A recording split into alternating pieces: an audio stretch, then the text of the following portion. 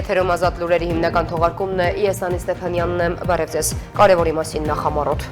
Այսօր հունվարի 28-ին Հայաստանի Հանրապետությունում նշվում է հայոց բանակի կազմավորման 34-րդ տարեդարձը։ Այդ առիթով վարչապետ Նիկոլ Փաշինյանը հանդես է եկել շնորհավորական ուղերձով, որում անդրադարձ է կատարվել զինված ուժերում իրականացվող բարեփոխումներին, անվտանգության նոր ռազմավարությանը եւ բանակի հստակ սահմանված առաքելությանը։ Զինված ուժերի կազմավորման 34-րդ տարեդարձի կապակցությամբ տոնական միջոցառում էր կազմակերպվել Մալաթիա-Սեբաստիա վարչական շրջանում։ Միջոցառման մասնակիցներին վարչական շրջանի ղեկավարը պարգևատրել է պատվոգրերով եւ հուշամեդալներով։ Հայաստանի արտգործնախարար Արարատ Միրզոյանը աշխատանքային այցով Ստրասբուրգում է, որտեղ մասնակցել է Եվրոպայի խորհրդին Հայաստանի անդամակցության 25-ամյակին նվիրված միջոցառումների։ Նա նաև ունեցել է երկկողմ հանդիպումներ։ Խաղաղ հեղափոխությունից մինչև սպասվող հերթական ընտրություններ Եվրոպայի խորհրդի խորհրդարանական վեհաժողովում Արարատ Միրզոյանը ներկայացրել է երկրի ժողովրդավարական ուղին, առաջիկա ընտրությունների կարևորությունը եւ խաղաղության օրակարգը, զգուշացնելով նաեւ հիբրիդային սպառնալիքների մասին։ Ֆինլանդիայի ռազմական հետախուզությունը հրապարակել է իր 2026 թվականի գնահատականը, որտեղ անդրադարձ է կատարվում Հարավային Կովկասում ուժերի փոփոխվող դասավորությանը եւ Ռուսաստանի ազդեցության նվազման միտումներին, ինչ է ասվում զեկույցում։ Միացյալ Նահանգները սպառնում է Իրանին։ Դոնալդ Թրամփը գրել է, որ հսկայական ռազմածովային նավատորմ է շարժվում Իսլամական Հանրապետության ուղղությամբ, նշելով այն ավելի հզոր է, քան Վենեսուելայի ուղղությամբ ուղղված նավատորմը, օրվա միջազգային անցուդարձը։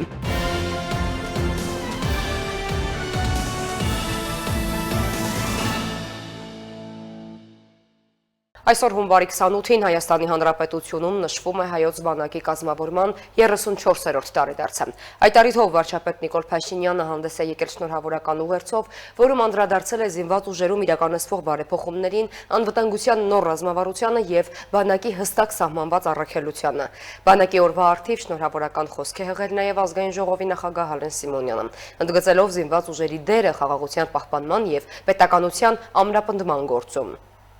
Ուժեղ եւ պաշտպանունակ բանակը պետության գոյության առանցքային երաշխիքներից է, իսկ խաղաղությունն անվտանգության ամենահուսալի հիմքը, նշել է վարչապետ Նիկոլ Փաշինյանը հայոց բանակի կազմավորման 34-րդ տարեդարձի կապակցությամբ հղած իր ուղերձում։ Նա անդրադարձել է զինված ուժերում իրականացված բարեփոխումներին, անվտանգության նոր ռազմավարությանը եւ բանակի առաքելության հստակ սահմանմանը։ Վարչապետը նշել է, որ վերջին տարիներին հայկական բանակը գտնվում է փոփոխությունների փուլում, իսկ պաշտպանունակությունը հետևողականորեն բարձրացվում է։ Վերջին տարիներին մեր բանակում իրականացվել են համակարգային բարեփոխումներ, կամավոր ատեստավորում, զինծառայողների վարձատրության զգալի բարձրացում, սոցիալական երաշխիքների ընդլայնում։ Այս ամենը միտված է բանակի պրոֆեսիոնալացմանն ու մարտունակության աճին։ Նիկոլ Փաշինյանի խոսքով զինված ուժերում այսօր ստեղծվել է մոտիվացիոն համակարգ, որը հնարավորություն է տալիս զինծառայողներին ստանալ բարձր վարձատրություն, կախված մասնագիտական կարողություններից։ Այսօր մեր բանակում կան շարքային եւ սպայական կազմի զինծառայողներ, որոնց վարձատրությունը հասնում է 100,000-ավոր եւ նույնիսկ միլիոնավոր դրամների։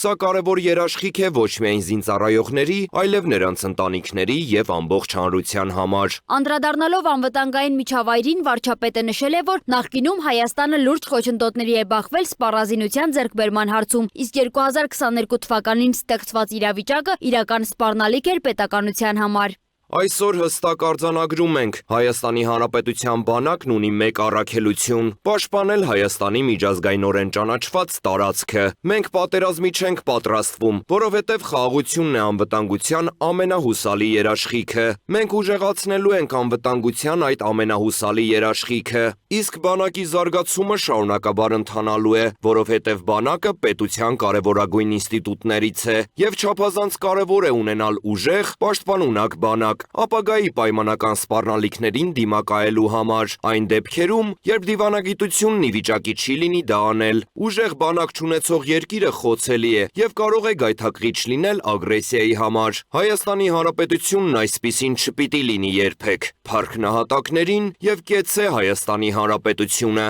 Հայոց բանակի օրվա կապակցությամբ շնորհավորական ուղերձով հանդես է եկել նաև ազգային ժողովի նախագահ Ալեն Սիմոնյանը, ընդգծելով բանակի դերի վերաիմաստավորումը ժամանակակից պետության համար։ Այսօր բանակը դիտարկվում է ոչ միայն ռազմական, այլև խաղաղության պահպանման, պետականության ամրապնդման եւ հասարակության զարգացման կարևոր հիմնասյուն։ Փառք հայոց բանակին եւ բոլոր նրանց, ովքեր իրենց ծառայությամբ ամրացնում են մեր երկրի անվտանգությունը։ Իսկ պաշտպանության նախարար Սուրեն Պապիկյանն օրվա արդիվ Facebook-յան էջում տեղադրել է «Երազիմ երկիր հայրենի երգի» տոնական կատարումը։ Այսօր հունվարի 28-ին Հայաստանի Հանրապետությունում նշվում է հայոց բանակի կազմավորման 34-րդ տարեդարձը։ Օրը խորհրդանշում է ոչ միայն զինված ուժերի ստեղծման իրավական սկիզբը, այլև պետական անվտանգության, ինքնիշխանության եւ անկախության պահպանման ճանապարհը։ Հայկական կանոնավոր բանակի ձևավորման գործընթացը մեկնարկել է դեռևս անկախության առաջին տարիներին։ 1991 թվականի դեկտեմբերի 5-ին նախագահ Լևոն Տեր-Պետրոսյանի հրամանագրով պաշտպանության նախարար է նշանակվել Վազգեն Սարգսյանը, ստանձնելով նոր անկախ երկրի պաշտպանության պատասխանատվությունը գործնականում առանց ձևավորված համակարգի։ 1992 թվականի հունվարի 28-ին կառավարությունը հաստատել է Հայաստանի Հանրապետության պաշտպանության նախարարության մասին որոշումը, որով իրավականորեն ազդարարվել է հայոց ազգային բանակի ստեղծումը։ Այդ օրն էլ հետագայում դարձել է բանակի տոնական օրացույցի առանցքային տարեթիվը։ 1994 թվականից սկսած բանակաշինությունն անցել է զարգացման հաջորդ փուլ, մեկնարկել են զինված ուժերի կայունացման, մարտունակության բարձրացման, կարգապահության ամրապնդման, նաև սպայական կազմի պատրաստման եւ վերապատրաստման համակարգված աշխատանքները։ Հայաստանի զինված ուժերի տոնը պետական մակարդակով ամրագրվել է 2001 թվականի հունվարի 6-ին տոների եւ հիշատակի օրերի մասին օրենքով, իսկ 2002 թվականին այն սահմանվել է որպես ոչ աշխատանքային օր։ Չնայած երիտասարդ տարիքին հայկական բանակն անցել է մի քանի ծանր փորձություններով, Արցախյան առաջին պատերազմից մինչև 2016 թվականի ապրիլյան մարտերը, 2020 թվականի 44-օրյա պատերազմը եւ 2022 թվականի սեպտեմբերյան ռազմական գործողությունները։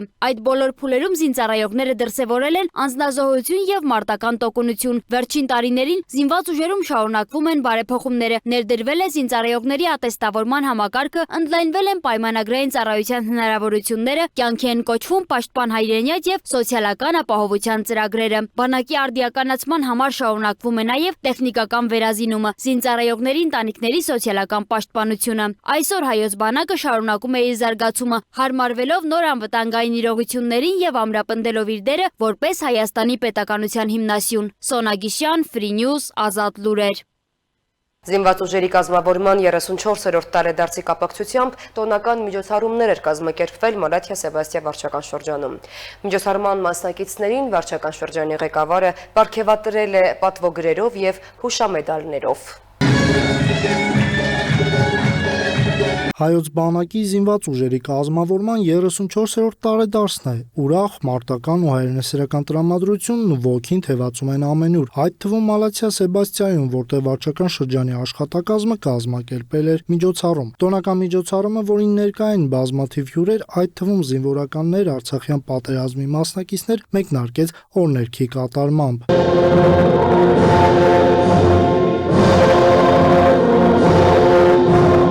Ներկաները մեկ րոպե լռությամբ հարգանքի տուրք մատուցեցին հայրենիքի պաշտպանության համար իրենց կյանքը զոհաբերած հերոս հայրենիների հիշատակին։ Ծանր, բայց հպարտություն պարգևող րոպեներին փոխարինեց ուրախ տրամադրությունը եւ օրը ներկաների համար վերածվեց իսկական տոնի։ Պայծառ տրամադրությունը ապահովեցին միջոցառմանը ներկա երգիչ-երգչուհիներն ու պարային խմբերը։ Վարչական շրջանի ղեկավար Ռոմիկ Մխիթարյանը, որը նույնպես կանգնած է հայոց բանակի կազմավորման ակունքներում եւ Ղարաբաղյան բոլոր պատերազմների մասնակից է, շնորհավորեց բոլորին զինված ուժերի կազմավորման տարեդարձի կապակցությամբ, ընդգծելով, որ հայ զինվորը միշտ եղել եւ մնում է մարտական, որ հայոց ոգին ոչ ոք չի կարող կոտրել։ Նա միաժամանակ նկատեց, որ պետության պետականության պահպանման կարևոր հենասյունը հանդիսացող հայոց բանակը թևակողել է զարգացման եւ բարեփոխումների մի նոր շրջան։ Մխիթարյանը նաեւ կարևորեց հաստատված խաղաղությունն ու դրա դրական ազդեցությունը ամբողջ տարածաշրջանի վրա։ Մենք պարտավոր ենք ունենալ ուժեղ բանակ, որ ոչ մեկի մտքով չանցնի խախտել այդ խաղաղությունը։ Շատ լավ քաջ գիտակցելով, որ հզոր պատասխան կստանան։ Ես մեր բանակին նորանոր հաղթանակներ եմ մաղթում, ես մեր բանակին մաղթում եմ այս բարեփոխումների փուլը շուտ անցնել եւ արդեն անցնել են ժամանակակից բանակի մարտական ծառայության։ Միջոցառման ընթացքում վարչական շրջանի ղեկավարը մի խումբ մասնակիցների օրվա առիթով պարգևատրեց պատվոգրերով, հուշամեդալներով։ Պատվոգրի եւ հուշամեդալի արժանացած Գնել Սարգսյանը նույնպես միացավ այն բազում բարեմաղթանքներին, որոնք հնչել են հայոց բանակի կազմավորման 34-րդ տարեդարձի կապակցությամբ։ Վերջինս ընդգծեց, որ խնդիրները բանակում բազում են եղել, որոնք հիմա շտկվում են, բռնելով բարեփոխումների կարևոր ուղի, իսկ ստացած պատվոգին ու հուշամեդալը պարտավորեցնող են, ասաց նա։ Միշտ էլ գնահատված լինելը հուզիչ է, հաճելի է, սպասելի է ու սպասված է։ Սա երկրորդ երևի թե նման դեպքն է նույն միջոցառման շրջանակներում, իհարկե եղել է նաև պաշտպանության նախարարությունից շնորհակալագիր այդպիսի, ասենք, աշխատանք։ Այստեղ գրածը միայն կարդամ. հայրենիքի պաշտպանության գործում ցուցաբերած անձնուրաց կամավորական գործունեության, բարձր պատասխանատվության, քաղաքացիական գիտակցության եւ հայրենասիրության համար։ Հայաստանի դեսպան Տիգրան Բալայանը Բելգիայի պաշտպանության եւ արտաքին առևտրի հարցերով նախարար Թեո Ֆրանկենին ներկայացրել է Բելգիայում Հայաստանի առաջին ռազմական կցորդ գնդապետ Վարդան Հովակիմյանին։ Կողմերը քննարկել են պաշտպանական, կրթական, մարտական պատրաստվածության եւ բժշկական ոլորտներում գործակցության ընդլայնման հնարավորությունները, նաեւ խաղաղապահ առաքելությունների շրջանակում գործակցությունը։ Հայաստանի արտգործնախարար Արարատ Միրզոյանը աշխատանքային այսօր Ստրասբուրգում է, որտեղ մասնակցել է Եվրոպայի խորհրդին Հայաստանի անդամակցության 25-ամյակին նվիրված միջոցառումներին։ Նա նաև ունեցել է երկկողմ հանդիպումներ այցի ընթացքում։ Միրզոյանը ընդգծել է Հայաստանի նպատակները ամրապնդել գործակցությունը Եվրոպայի խորհրդի եւ ՄԻԵԴ-ի հետ առաջ մղել ժողովրդավարական բարեփոխումները եւ քննարկել միջազգային եւ տարածաշրջանային զարգացումները։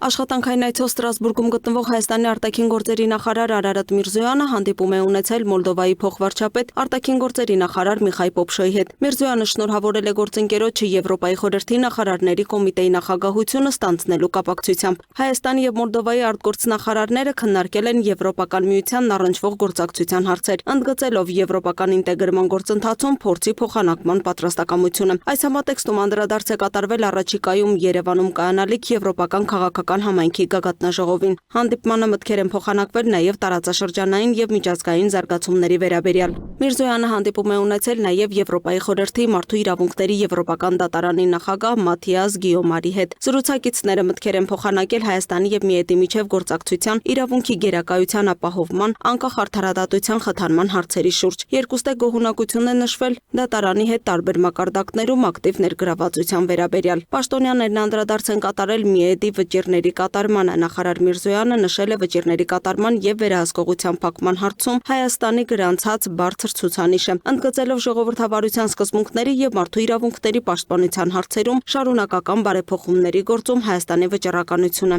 ԵԽԽՎ նախագահ Պետրա Բայրի հետ հանդիպմանն էլ Միրզոյանը շնորհավորել է վերջինիս ԵԽԽՎ նախագահի պաշտոնում ընտրվելու կապակցությամբ։ Հայաստանի արտգործնախարարը նշել է, որ իր այցը Ստրասբուրգ խորհրդանշական է, քանի որ համընկնում է Եվրոպայի խորհրդին Հայաստանի անդամակցության 25-ամյակի հետ, ընդգծելով ժողովրդավարական զարգացման ճանապարհին Եվրոպական խորհրդի հետ ունեցած փոխգործակցության կարևորությունը։ Զրուցակիցներն ընդգծել են միջխորհրդարանական գործակցության կարևորությունը, ինչի վկայությունն է ԵԽԽՎ հարթակում Հայաստանի պատվիրակության անդամների ակտիվ ներգրավվածությունը։ Կողմերը մտքեր են փոխանակել նաև տարածաշրջանային զարգացումների վերաբերյալ։ Նախարար Միրզոյանը ներկայացրել է օգոստոսի 8-ի համաձայնությունների արդյունքում Հայաստանի եւ Ադրբեջանի միջև հաստատված խաղաղության ամրապնդմանն ու ինստիտուցիոնալիզացմանն ուղղությամբ իրականացված եւ ընթացիկ քայլերը։ Անդրադարձ է կատարվել հումանիտար բնույթի հարցերի։ Միրզոյանը գրառում է կատարել ԵԽԽՎ պաշտոնական հյուրերի մատյանում։ Հայաստանի արտաքին գերատեսչության ղեկավարի Ստրասբուրգյան հանդիպումներն այսքանով չեն սահմանափակվում։ Արտաքին գործերի նախարարը հաջորդիվ հանդիպում է ունեցել Եվրոպայի խորհրդի գլխավոր քարտուղար Ալեն Բերսեի հետ։ Երկուստեք ընդգծվել է, որ ԵԽ-ում Հայաստանի դինամիկ ներգրավվածությունը, ԵԽ կոնվենցիաների շրջանակին հետևողական միանալն ու դրանց իրականացումը վկայում է ժողովրդավարական արժեքներին եւ բարեփոխումներին Հայաստանի հանձնառության մասին։ Այս համատեքստում անդրադարձ է կատարվել խառնածին սպառնալիքների, այդ թվում ապատեղեկատվության դեմ պայքարի գործիքակազմի զարգացմանն ու արդյունավետ իրացմանը։ Միրզոյանն ու Բերսեն մտքեր են փոխանակել Հարավային Կովկասում զարգացումների շուրջ։ Միրզոյանը ներկայացրել է հաստատված խաղաղության շարունակական ինստիտուցիոնալիզացման հարցում Հայաստանի մոտեցումները։ Ստրասբուրգում Հայաստանի արտգործնախարար Արարատ Միրզոյանը ստորագրել է արհեստական բանականության, մարդու իրավունքների, ժողովրդավարության եւ օրենքների գերակայության մասին Եվրոպայի խորհրդի շրջանակային կոնվենցիան։ Այն միջազգային առաջին իրավական փաստաթուղթն է, որը նպատակ ունի ապահովելու մարդու հիմնարար իրավունքների պաշտպանությունն արհեստական բանականության կիրառման ոլորտում։ Կոնվենցիայի ստորագրումը հնարավորություն կտա միջազգային գործընկերների հետ սերտ գործակցության միջոցով զարգացնելու արհեստական բանականության կիրառման ոլորտին առնչվող իրավական դաշտը։ Շրջանակային կոնվենցիան առ այսօր ստորագրել է 17, այդ թվում ԵԽ անդամ եւ դիտորդ երկիր, նաեւ Եվրամիությունը։ Լուսինե Գրիգորյան, Free News, Ազատ լուրեր։ Խաղաղ հեղափոխությունից մինչև սպասվող հերթական ընտրություններ։ Եվրոպայի խորհրդի խորհրդարանական վեհաժողովում Հայաստանի արտաքին գործերի նախարար Արարատ Միրզոյանը ներկայացրել է երկրի ժողովրդավարական ուղին, առաջիկա ընտրությունների կարևորությունը եւ խաղաղության օրակարգը, զգուշացնելով նաեւ հիբրիդային սպառնալիքների մասին։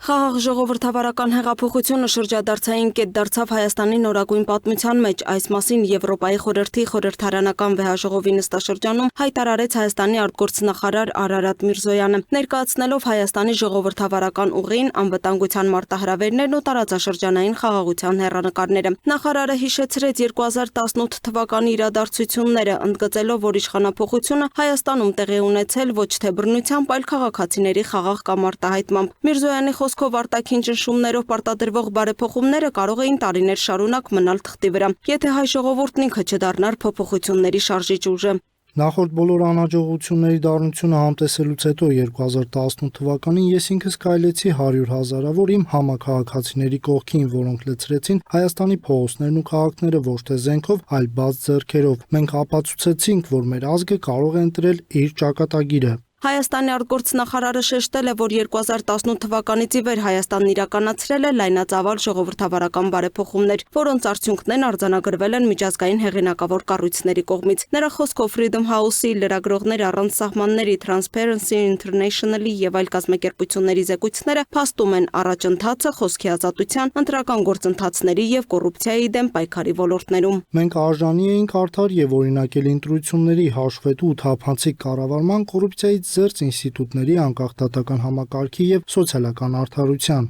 Միրզոյանն անդրադարձավ նաև առաջիկա խորհրդարանական ընտրություններին, ընդգծելով, որ դրանք եւս մեկ փորձություն են Հայաստանի ժողովրդավարության դիմակայունության համար։ Ժողովուրդը ցույց կտա, որ իր կամքը մեր երկրում ուժի միակ աղբյուրն է, ժողովրդավարության թշնամիները պատրաստ են միլիոնավոր դոլարներ ներդնել քարոզչական մեքենաների մեջ, ժողովրդավարությունը ներսից խաթարելու համար։ Մենք գիտենք, որ նրանք չեն քնում, բայց վստահեցնում եմ, նրանք չեն հաջողելու։ Նախարարը զգուշացրեց նաև հիբրիդային պատերազմի, ապատեղեկատվության եւ արտաքին միջամտության ռիսկերի մասին, նշելով, որ դրանք կսրվեն ընտրություններին ընդառաջ, այդ թվում Ռուսաստանի կողմից հնարավոր հիբրիդային ազդեցությունների համատեքստում։ Միրզոյանը ելույթից հետո ԵԽԽՎ-ում հարց հնչեց նաև հոգևորականների ձերբակալությունների վերաբերյալ, ինչին Հայաստանի արտգործնախարարը պատասխանեց, ընդգծելով օրենքի գերակայությունը։ Հայաստանում հոգևորականների դեմ հետապնդումներ չկան, կան մարդիկ, որոնք կոչ են արել իշխանության բռնի տապալման եւ սպանությունների, օրենքի առաջ բոլորը հավասար են։ Հայաստանի արտգործնախարարը կարևորեց Եվրոպայի խորհրդի դերը Հայաստանի ժողովրդավարական կայացման գործում, նշելով, որ կազմակերպությունը տարիներ շարունակ նպաստել է մարդու իրավունքների պաշտպանության եւ օրենքի գերակայության ամրապնդմանը։ Միրզոյանը շնորհակալություն հայտնեց Եվրախորհրդարանին տարածաշրջանի նկատմամբ հետևողական ուշադրության եւ խաղաղությանն աջակցելու համար։ Եվրոպայի խորհուրդը նշանակալից դեր է խաղացել հայ հասարակության եւ պետականության մեջ ժողովրդավարական արժեքների նկատմամբ հավատի ներդրման գործում։ Ձեր աջակցությունը երկարատև խաղաղությանը, մարդասիրական կարգավորմանն ու մարդու իրավունքներին կենսական նշանակություն ունի, երբ մենք շրջում ենք տասնամյակների թշնամանքի էջը։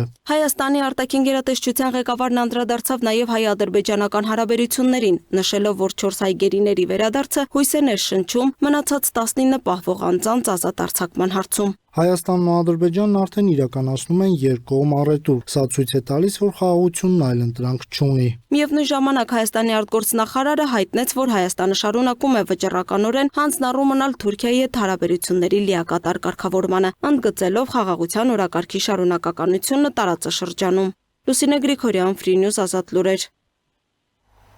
Ֆինլանդիայի ռազմական հետախուզությունը հրապարակել է իր 2026 թվականի գնահատականը, որտեղ անդրադարձ է կատարվում Հարավային Կովկասում ուժերի փոփոխվող դասավորությանը եւ Ռուսաստանի ազդեցության նվազման միտումներին։ Զեկույցում նշվում է, որ թեև Մոսկվան շարունակում է մնել տարածաշրջանի կարևոր դերակատարներից մեկը, սակայն այլևս չի դիտարկվում որպես Հայաստանի եւ Ադրբեջանի միջև հարաբերությունների կարգավորման հիմնական միջնորդ։ Զեկույցում անդրադարձ է եղել նաեւ Հարևան Վրաստանի եւ Ռուսաստանի միջև վերջին շրջանում սերտացող քաղաքական ու դիվանագիտական հարաբերություններին։ Իդեպ Վրաստանի վարս արտաքին քաղաքականությանը անդրադարձել էր այդ երկրի նախկին վարչապետ Գեորգի Գախարյան։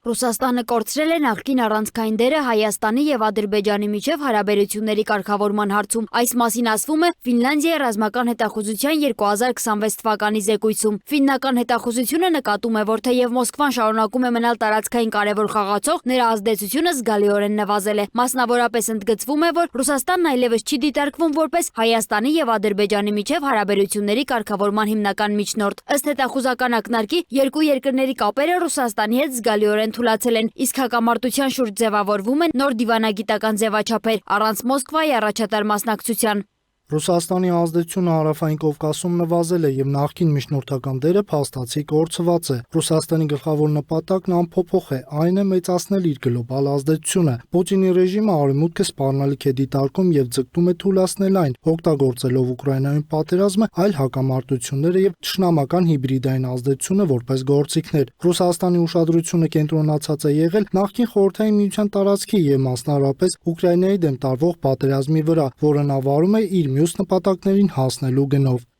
Նույն հրապարակման մեջ առանձին անդրադարձ է կատարվում Վրաստանին։ Ֆինլանդիայի ռազմական հետախուզության գնահատմամբ Թբիլիսին վերջին շրջանում քաղաքական առումով ավելի մոտ է Ռուսաստանին, ինչը նկատվում է ինչպես արտաքին քաղաքական հռետորաբանության, այնպես էլ գործնական քայլերի մակարդակում։ Տարածաշրջանային այդ փոփոխությունների ֆոնին հրապարակային հայտարարությամբ հանդես է եկել նաև Վրաստանի նախկին վարչապետ Գեորգի Գախիրյան, անդրադառնալով Հայաստանի եւ Ադրբեջանի միջև խաղաղ գործընթացին։ Նա ողջունել է վերջին զարգացումները, դրանք բնորոշելով որպես պատմական նշանակության առաջընթաց։ Գախիրյան շնորհավորել է վարչապետ Նիկոլ Փաշինյանին եւ Ադրբեջանի նախագահ Իլհամ Ալիևին։ Նրա խոսքով ձեռք բերված արդյունքը հնարավոր է դարձել Ամերիկայի Միացյալ Նահանգների ակտիվ դերակատարության շնորհիվ։ Ամերիկայի Միացյալ Նահանգների շարունակական ներգրավվածությունը Հարավային Կովկասում կենսական նշանակություն ունի խաղաղության, անվտանգության եւ կայուն զարգացման համար։ Նոր աշխարհակարգի պայմաններում տարածաշրջանը գտնվում է վերադասավորման փուլում։ Միաժամանակ Վրաստանի նախկին վարչապետը կոշտ քննադատության է ենթարկել երկրի ներկայիս իշխանություններին։ Նրա գնահատմամբ, մինչև հարևան պետությունները փորձում են ամրապնդել իրենց միջազգային դիրքերն ու գործընկերային կապերը, Վրաստանը քայլ առ քայլ մեկուսանում է։ Ըստ Գախիրիայի, այսօր Վրաստանը իշխող ուժերի սխալ հաշվարկների եւ անգործության հետևանքով կորցնում է իր ռազմավարական արժեքը։ Նա նաեւ նշել է, որ Թբիլիսին բաց է թողնում Միացյալ Նահանգների հետ հարաբերությունները վերակենդանացնելու եւ Վրաստանը Հարավային Կովկասի օրակարգում կրկին առանցքային դիրքում դնելու հնարավոր ԱՄՆ-ի դեմ հռետորաբանությունն ու ապատեեկատվությունը նաև թշնամական շրջանակների հետ գործակցությունը վտանգի տակ են դնում ոչ միայն Վրաստանի անվտանգությունը, այլև ամբողջ տարածաշրջանի կայունությունը։ Ըստ Գախիրիայի, փոփոխվող աշխարհաքաղաքական իրողությունների պայմաններում Վրաստանի համար այլ ընտրանք չկա, քան ակտիվ դիվանագիտությունը եւ սերտ գործակցությունը հարևանների եւ ռազմավարական գործընկերների հետ։ Նա վստահ է, որ միայն այդ ճանապարհով հնարավոր կլինի վերադարձնել տարածաշրջանային օրակարգն ու կանխել Վրաստանի հետագա մեկուսացումը։ Սոնա Գիշյան, Free News, Ազատ լուրեր։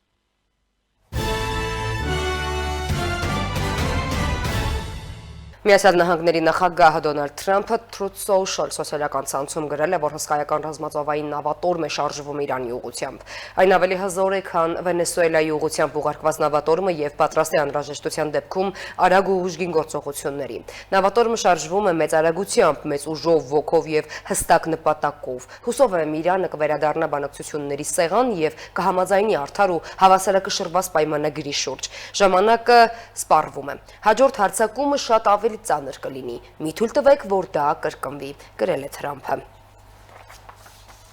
Իսկ Իրանի բանակի գլխավոր հրամանատարի տեղակալ կոնտրադմիրալ Սայրին հայտարարել է, որ Իսլամական Հանրապետության դեմ ցանկացած արկածախնդրություն լուրջ կորուստներ կբերի Միացյալ Նահանգների համար։ Մենք ունենք թշնամուն վնաս հասցնելու կարողություն եւ նա Իրանի Հիանալի հասկանում է, որ ցանկացած ռիսկ կհանգեցնի լուրջ կորուստների։ Ասել է Սայարին, նշելով, որ Միացյալ Նահանգները փորձում է վախեցնել Իրանին Մերձավոր Արևելք նշանակալի ամերիկյան ուժեր ուղարկելու մասին հայտարարություններով, սակայն իրանական բանակը լիովին պատրաստ է պաշտպանել իր երկրի տարածքային ամբողջականությունը, անկախությունը։ Խարկովի մարզում գնացքին ռուսական անօդաչու թռչող սարքերի հարվածի հետևանքով 5 մարդ է զոհվել, ևս 2 մարդ վնասվածքներ ստացել։ Ուկրաինայի նախագահ Վոլոդիմիր Զելենսկին հայտնել է, որ գնացքի վագոնում, որին հարվածել է անօդաչուներից մեկը, 18 մարդ է եղել, շարժակազմի ուղևորների ընդհանուր թիվը 200-ից ավելի։ Նա ցավակցություն է հայտնել զոհվածների հարազատներին եւ մտերիմներին։ Փոխվարչապետ Ուկրաինայի վերականգնման համայնքների եւ տարածքների զարգացման նախարար Ալեքսեյ Կուլեբան ուղևորատար գնացքին հասցված հարվածը որակել է քաղաքացիական անձանց դեմ ռուսական տերորի ուղղակի ակտ, երբ ոչ մի ռազմական նպատակ չկար։ Ռուսական զորքերը գիշերը հարվածել են նաև Բուչա շրջանում գտնվող բազմահարկ շենքին։ 2 մարդ է զոհվել, ևս 4 մարդ դիմել է բժշկական օգնության։ Հարձակման հետևանքով հրդեհ է բռնկվել, որը արդեն մարվել է։ Զապորոժիայում էլ վնասվել է 12 բնակելի շենք, որոնցից մի քանիսը հոսանքազրկվել են։ Վիրավորվել է 2 մարդ։ Ուկրաինայի ռազմաօդային ուժերի հաղորդագրության համաձայն գիշերը Ռուսաստան-Ուկրաինայի ուղղությամբ արձակել է 146 անօդաչու թռչող սարք եւ 1 բալիստիկ հրթիռ։ Խոցվել կամ ճնշվել 103 անօդաչու։ Միջազգային եւ տարածաշրջանային մյուս նորություններին տեսաշարով ծանոթացեք։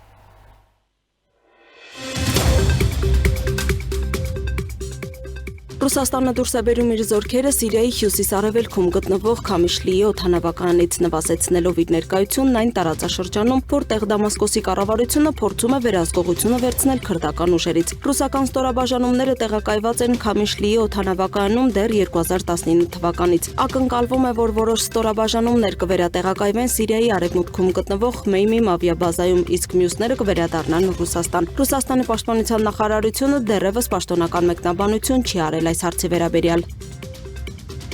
Միացյալ Նահանգների նախագահ Դոնալդ Թրամփը հայտարարել է, որ ամերիկյան խոշոր ուժերը մոտենում են Իրանին, միաժամանակ հույս հայտնելով, որ Թեհրանը կհամաձայնի գործարքի։ Թրամփը հերթական անգամ կրկնել է այն թեզը, թե Միացյալ Նահանգները 2025 թվականի հունիսին ոչնչացրել է նրա միջուկային հնարավորությունները։ Եթե եւս մեկ ամիս անցներ, նրանք կունենային միջուկային զենք։ Մենք ստիպված էինք գնալ այդ քայլին, հայտարարել է նա, մեկնաբանելով Ֆորդոյի, Նաթանզահի եւ Իսֆահանի իրանական միջուկային օբյեկտների նկատմամբ հասցված հարվածները։ Իսրայելի պաշտպանության բանակը պատրաստվում է Իրանի վրա Միացյալ Նահանգների հարձակմանը։ Իսրայելի բանակի բարձրաստիճան պաշտոնյան նշել է, որ իրենք պատրաստվում են հավանական ամերիկյան հարվածին, միաժամանակ նշելով, որ ամեն ինչ կախված է Միացյալ Նահանգների նախագահ Դոնալդ Թրամփի ցանկությունից։ Իսրայելը չի թույլատրի Պաղեստինյան պետության ստեղծումը Գազայի հատվածի տարածքում։ Այս հայտարարությամբ հանդես է եկել Բենյամին Նեթանյահուն։ Ես լսել եմ, որ հայտարարություններ կան այն մասին, թե մենք թույլ կտանք Պաղեստինյան պետության ստեղծում Գազայում։ Դա չի եղել եւ չի լինելու, ասել է Նեթանյահուն։ Նա հավելել է, որ Իսրայելը չի թույլատրի Գազայի վերականգնումը մինչև հատվածի լիակատար դելիմիտացիան եւ արմատական համաշարժման զինաթափումը։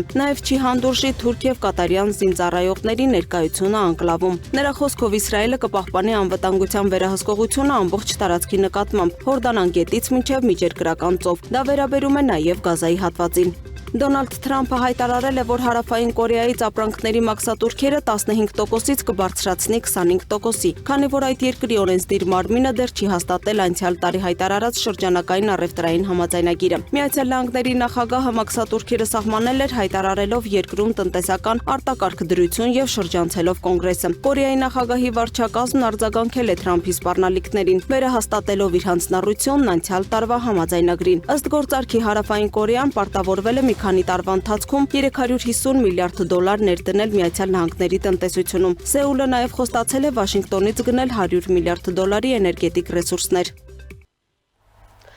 Այս ժամի համար նախատեսել էինք այսքան, թողարկման ավարտին ծանոթացեք եղանակային կանխատեսումներին, կհանդիպենք։